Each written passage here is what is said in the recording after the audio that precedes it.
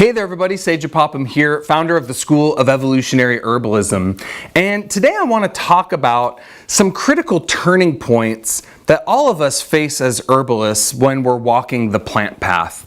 And this is the subject of developing your competence as well as your confidence as an herbalist. You know, if there's one thing that I've realized over the last over 10 years of being an herbalist myself, as well as interacting with a lot of beginner, intermediate, and advanced herbalists all across the world, is that we all come against these roadblocks in our plant path, things that are holding us back from reaching that next level in our practice of herbal medicine. And what I've come to realize is that it really ultimately distills down to these two things of confidence and competence. And I believe this is critically important for all of us to consider and to think about on our plant path, because let's face it, people need you. Right? There's someone out there in the world that needs help, and you have the ability to provide them with the help that they need. Whether that's something really simple like treating a cough or a basic urinary tract infection, or someone's having a hard time sleeping at night, to maybe more serious chronic conditions like irritable bowel syndrome or chronic food allergies, or maybe someone needs support in their psychological and emotional health. Maybe someone's trying to break through to their next level of their own spiritual development. And the whole premise of evolutionary herbalism is that we as herbalists have the ability to support people on all levels of their health and well-being. So you're needed, right? And I think it's important for us to take a step back outside of our own lives and look at the bigger picture of the world right now, which is in chaos, right? And I think it's becoming more and more apparent every day how much healing is needed out there in the world. And I believe, and I'm sure that you do too if you're here with me, that the potency and power of medicinal plants have the ability to provide this deeper level of healing that people are seeking out there in the world, or that they need and don't even realize that they need it. So the point is that you're needed. And that brings us to what's holding you back, right? What's holding you back from being out there and being of service to your family, your friends, your coworkers, your community, or your clientele, your patients, if you're working in a clinical practice. There's a lot of scales to being an herbalist, but I think no matter what scale you're at, whether just using herbs for yourself or your close relatives, or whether you're working in a clinic, it's like, what's holding you back from reaching that next level in your work with medicinal plants?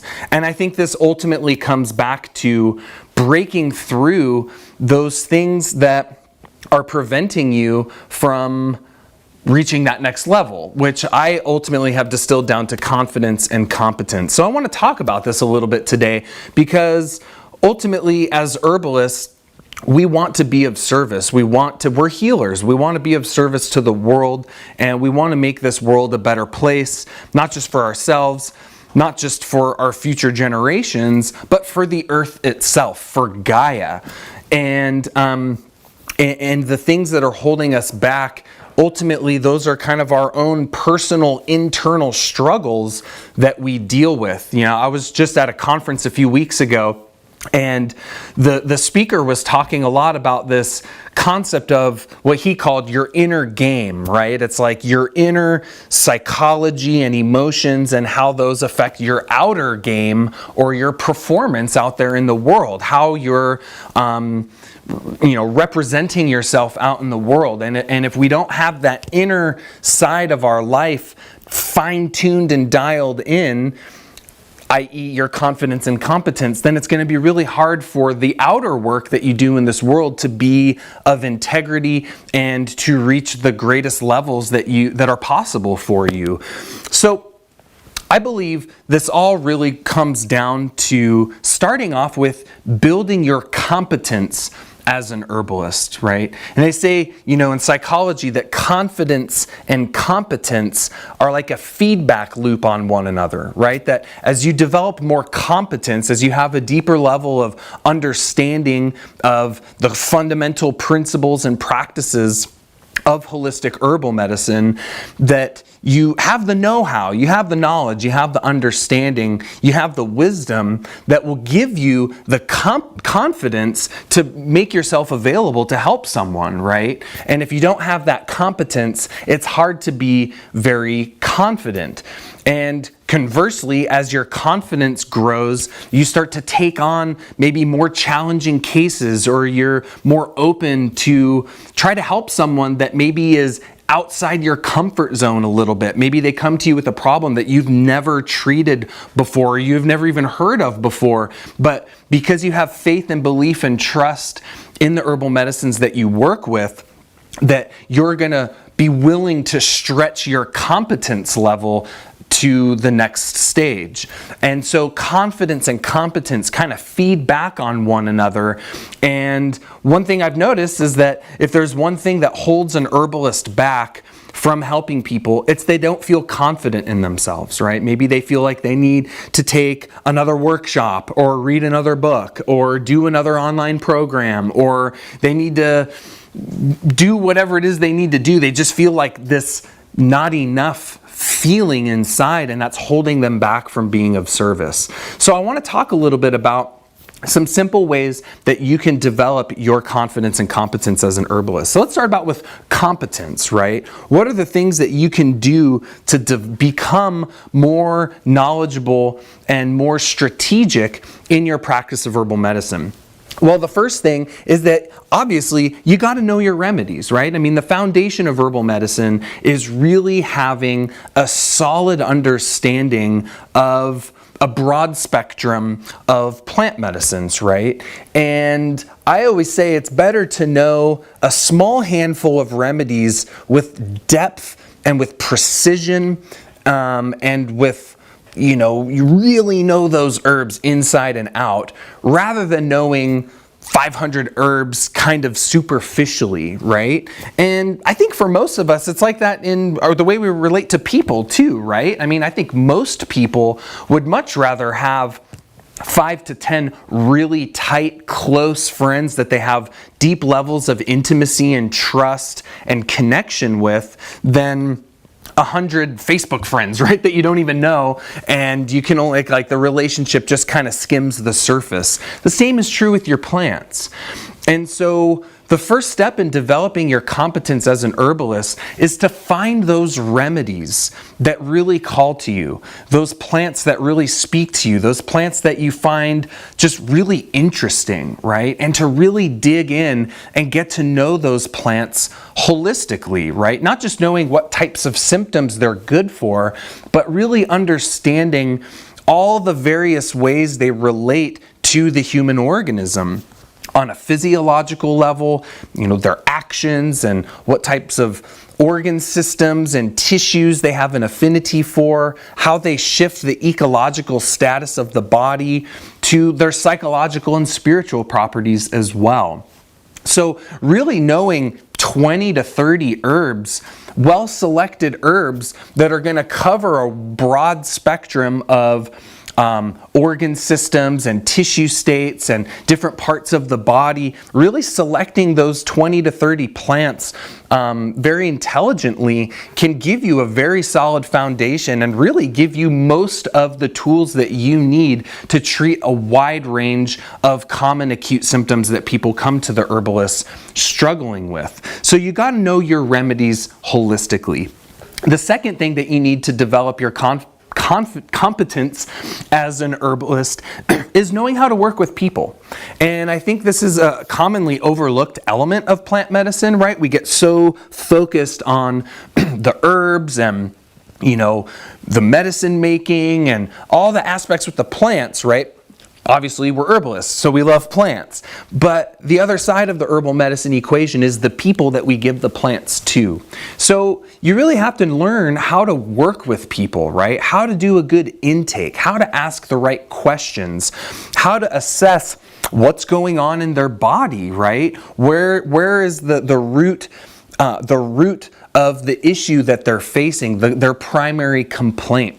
And being able to get down to that root cause within the tissues, within the organ systems, potentially even within the psyche and within the soul. So we have to develop skills in terms of how to interface with human beings so that we can get all of the information that we need to get in order to determine what plants are going to be most beneficial for them. Because to me, the herbalist is a bridge between the human and the botanical kingdoms. And I believe that's our ecological function, right? That, we tend to think of, our own life purpose and kind of what we're put here on this earth to do from within the perspective of ourselves. But I believe we all have an ecological function as well. And from my perspective, the ecological function of the herbalist is to be a bridge between the world and the earth, the human kingdom and the plant kingdom, because the plants need us, right? Not everyone in the world wants to be an herbalist or a healer, right? But everyone in the world has healing work to do. And so it's our job and our duty to understand the language of the plants, to understand the language of the human organism, and be able to translate between them so that we're able to weave together the consciousness, the intelligence, the chemistry of plants into the human body, psyche, and soul to produce a therapeutic benefit. So you got to know how to work with people, right? The third way that you can develop your competence as an herbalist is really starting to understand the process of administration and formulation, right? Remedy selection. So you know your herbs holistically, you know the people holistically. How do you bring them together, right? How do you determine what the best remedies to give to a person are? And that really requires having a knowledge of how to bring plants together into a formula that's going to address the wholeness of the person. So we can find herbs that, looking at formulation strategies and how when you combine one herb with another herb, it creates a whole that's greater than the sum of the parts. And that there's certain ways of formulating plants together that will match and be very specific for every element of what's going on within a person's life to address their wholeness. So you got to really have some skills in understanding administration and formulation. Do you give them a tea, a decoction, an infusion, a powder, a fomentation, a tincture, a spagyric, right? What's the form of the medicine that you're going to give them, and how are you going to combine those plants together? Not just in a mishmash, kitchen sink formula, just throw a whole bunch of respiratory herbs for the respiratory infection and hope that it's going to work. We don't want to be hope herbalists. We want to be knowledgeable, strategic herbalists, and understanding the principles of administration of botanical medicines is a critical element of developing your competence on your plant path. And as you start to integrate those three things, right? Learning your herbs holistically, understanding how to work with people, and knowing the administration and formulation of herbs, this starts to build this body of knowledge within you where you understand the language of plants and people and their integration point so that you have the know-how, so that when someone comes to you with a problem, that you're going to have the understanding and know-how for what to do, and therefore you're going to be more confident in yourself. So there's three other ways that I think you can start to integrate and strengthen your confidence as an herbalist. And one of the first things is to just start helping people, right? And starting to help people with those small things. I've known so many herbalists that, they have so much training, so much skills. They've been to tons of workshops and retreats and conferences and read dozens and dozens of books, and they really know their stuff. And maybe they have a friend that has a cough or something, and they like hesitate, they hold back, they don't put themselves out there to help them because they're unsure of themselves. And there's kind of this blockage that can sometimes develop within people where they don't put themselves out there because they feel like they need that next piece of information. But the truth is that the next piece of information that they need isn't found in a book or a video or a workshop or a conference or a retreat. It's in experience. There comes a point where book knowledge and intellectual knowledge of herbalism only gets you so far. And the next level of your training really necessitates you to start working with people. And I always say it's best to start with those small things, right? Maybe the cough or the cold or the flu or the hard time sleeping at night or the fatigue during the day or the stress and anxiety, right? Some of those things that generally are much more straightforward and simple to work with, and you just start helping people, and all of a sudden they start feeling better. Wow, I'm sleeping better at night. Or yeah, that cough cleared up really quick. And all of a sudden you're starting to see that the herbs you're giving them are helping them. And that is one of the best ways. I mean, to me, that's the ultimate best way to build your confidence as an herbalist, is to get just those small wins. And that's the second piece, is that small success builds your confidence. And really, to me, there's no such thing as a small success, because you're healing someone, and that's no small thing. But the more that you can start to give people simple remedies, simple formulas to help some of their common complaints and conditions that they struggle with in their life, it just really starts to instill this strength in yourself and strength in your confidence as a plant practitioner. And the third piece, and to me this is one of the most important pieces here, is that you have to learn to trust in the medicine. You know, the way I see it is that oftentimes when people lack confidence as an herbalist, while on the surface it seems like that they don't have confidence in themselves, I would actually argue that on a deeper, maybe subconscious level, that it's actually a lack of confidence in the plants, that there's a lack of faith and trust and belief in the power and potency of herbal medicines. And this is a really, really important point. So I want you to really take this in, because one of the most important things for people, for those of us walking the plant path, is that we have to have an incredibly deep level of trust in the medicines that we work with. And because how can we expect the person coming to us asking for help to trust in us and to trust in the bottle or the baggie of plants that you give them? How can we expect them to trust in it if we don't trust in it? When we're working with people, there's kind of this whole invisible dynamic at play where you really want to develop trust amongst your clients. Because the level of which a client will trust you is the level of which they're going to open up and share the critical pieces of information that are going to enable you to best serve them.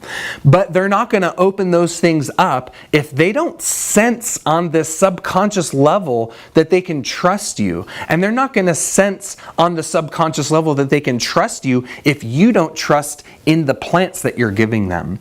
And so one of the biggest ways to get over this is to go deep into your remedies, right? To heal yourself through the plants. And this is one of the core pillars of evolutionary herbalism, which is know thyself or heal thyself. That the only way that we can provide transformational levels of healing for the people that we serve is that if we ourselves have received the transformational healing properties of the plants within our own lives. The level of depth that we're able to be of service to people out in the world, the depth of the healing that we can provide is totally dependent on the depth of healing that we've gone through within ourselves through the plants. And when your whole life has been, and maybe some of you have experienced this, I'd love to hear about it in the comment section below. It's like, as herbalists, I think there's always a point on our plant path where we're deeply touched by a medicine. that we find that remedy, that herb, that plant, that root, leaf, flower, bark, or seed that transforms us, right? That changes our life. Maybe it saves our life, right? And when we're touched by a plant in that way, it changes who we are. And we have this incredibly deep level of respect and reverence and belief and trust and faith in the medicines that we work with because we've experienced that level of transformational healing. So I wanted to share this with you because these are some of the things that I see are roadblocks to people becoming a practicing herbalist, to actually putting yourself out there to be of service to the world through the healing power of plants. And I really hope that this resonates with you and that hopefully it speaks to where you're at on your plant path. Maybe you need to work on developing your competence. Maybe you need to work more with developing your confidence. And I think no matter where we're at on our plant path, we can always strive to learn more. We can always strive to grow more. We can always strive to learn more about the plants that we work with. We can always learn more about ourselves and refine and develop that inner game so that we can move out into the world and provide the healing that is so desperately needed at this time. So I'd love to hear about where you're at in your plant path. Do you feel like you need to develop your confidence and competence within yourself? What are the things that you find are holding you back from furthering your growth and development as an herbalist? I'd love to hear about it. Post it in the comment section underneath this video, and whether you're watching this on YouTube or on our blog or listening to it on the podcast, feel free to leave us a comment, a review. Feel free to share this on any of your social media channels. If you know of another plant practitioner that would benefit from this teaching here.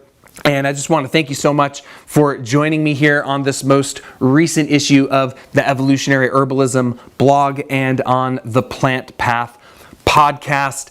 And I just want to mention to you as well that very soon we're going to be opening up enrollment for our totally free Vitalist Herbalism mini course. This mini course is totally focused on getting you to that next level of depth and precision and refinement of your understanding of people and plants through the lens of true holistic herbalism. This mini course is all about getting you to get strategic in your approach to plant medicine and making sure that you're approaching your studies and your practice of herbal medicine from a truly holistic perspective and making sure you don't fall into the trap of allopathic herbalism. So if you're not on our newsletter list, be sure to sign up on our website at evolutionaryherbalism.com. We're going to be sending out some emails very soon here for the Vitalist Herbalism mini course. Be sure to check it out. We only open up this free course once a year, so this is going to be your opportunity to get that super in-depth training for free. I hope to see you in there. It's one of my favorite mini courses that we offer, and so I hope you'll tune into that. And once again, thank you so much for being here with me, and I will see you sometime soon further down on our plant path. And until then, take care and be well.